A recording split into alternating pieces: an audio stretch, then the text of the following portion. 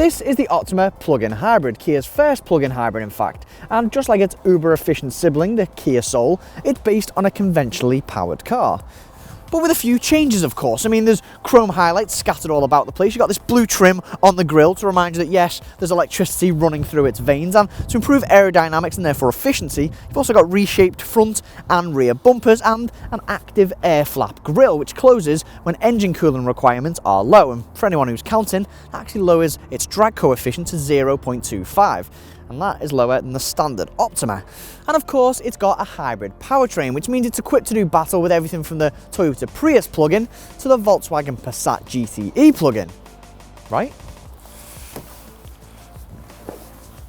Well, you'll likely forget about the hybrid power aspect at first because this interior doesn't feel like it's been rid of any kit or comfort for efficiency purposes. I mean, it feels like an upmarket saloon. You've got that airy feel to it with this large center console, this nice soft touch material scattered around, and this large 8-inch touchscreen. And this touchscreen, which being a Kia is incredibly responsive, is the soul of the interior really. It's got everything from Android Auto to Apple CarPlay, Bluetooth to SatNav, and I must say the live traffic updates from the SatNav are particularly good. Certainly got me out of a few sticky motorway situations recently. This touchscreen also gives you some handy efficiency info as well, like charging station locations. You also get updates on how economical your driving is and how aggressive you've been driving or how economical you've been driving. All this info is also displayed on the little screen behind the steering wheel. Now on top of that, you also get cloth and faux leather seats. You get a reversing camera and parking sensors, and you get loads of handy cubbies dotted around as well, including this large one in the center console. And you even get a feature that can cut off the passenger's air vents to preserve energy, a bit like the Kia Soul EV. Now, being a saloon, you'd expect loads of legroom, and the Optima doesn't disappoint here. Headroom, on the other hand, well, if you slouch forward like you usually do in a car, a bit like this, you've got loads of headroom, but if you plan on sitting prim and proper, straight up like this, your hair might get squashed a bit.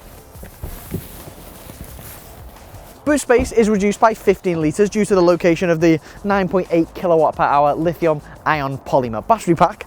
That's located there. So you do get 307 litres of boot space. Now, that's nowhere near class leading, but still enough for a fair amount of soft shopping bags or one large suitcase. But it is worth noting that those seats don't fold down.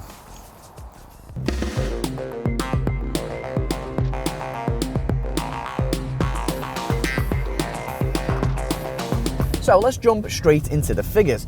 Kia claims CO2 of just 37 grams per kilometre and a potential average fuel economy of 176.6 miles per gallon. And this is, of course, thanks to the hybrid powertrain, which consists of a 154 brake horsepower 2-litre petrol and a 67 brake horsepower electric motor. And this together produces a total output of 202 brake horsepower and up to 375 newton meters of torque. And this is, of course, all mated to a 6-speed automatic gearbox.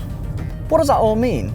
What fuel economy are you actually going to get? Well, Kia claims that on the likes of the motorway, you should be able to get around 53.3 miles per gallon. And after 500 miles of motorway driving, that's almost exactly what we've been getting.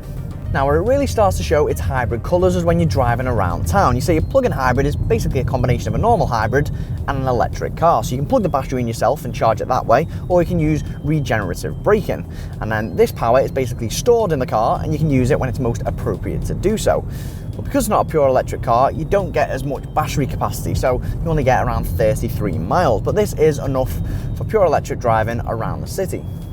To activate the pure electric power, you can click this HEV mode button down here. The other mode you can have is HEV mode, and this acts more like a traditional hybrid system, juggling between the battery power and the engine power, and that's where that potential for 176 miles per gallon comes into play.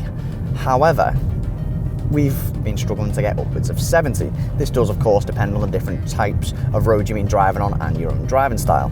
But does it feel like a hybrid to drive? Well, no, not really. It just feels like a regular saloon, given it's not the most adventurous drive. I mean, it's not brilliant at cornering, but I've actually found it quite enjoyable, especially on long motorway stints. I mean, the steering's nice and light, but it's very responsive. The all-independent suspension massages out bumps in the road seamlessly, and insulation in the cabin is brilliant, even at motorway speeds. Happy days.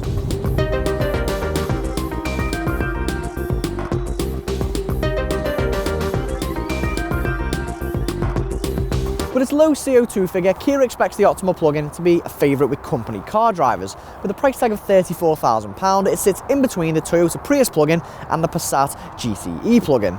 Yes, £34,000 is a lot of money, but it's actually competitive in the plug-in market. And of course, because it's a Kia, you do get the brand's famed 7-year, 100,000 mile warranty thrown in. But much like other hybrids, the Optima plug-in does require you to drive it in a certain way to make the most out of its efficiency. So if you regularly travel in and out of the city, but throw in a motorway slog every now and then it is ideal. Yes, there are more entertaining and more luxurious plug-ins out there, but its reasonable price tag and industry-leading warranty are enough for it to make your shortlist, I think. Plus, it's not too bad to look at either.